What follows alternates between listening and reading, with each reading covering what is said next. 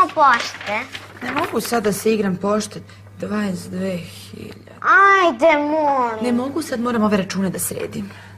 Samo na kratko. Ajde. Ali na kratko. Da.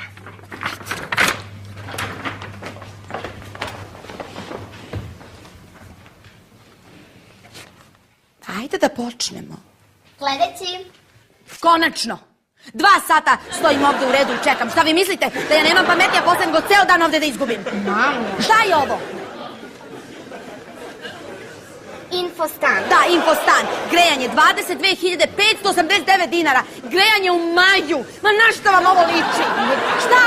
Šta li? Posle ćete vi da kažete da vi niste krivi za poskupljenje grejanja. A ko je kriv? Ja sam kriva, možda ne. Vi ste krivi. Vi ste krivi što ne radite svoj posao kako treba.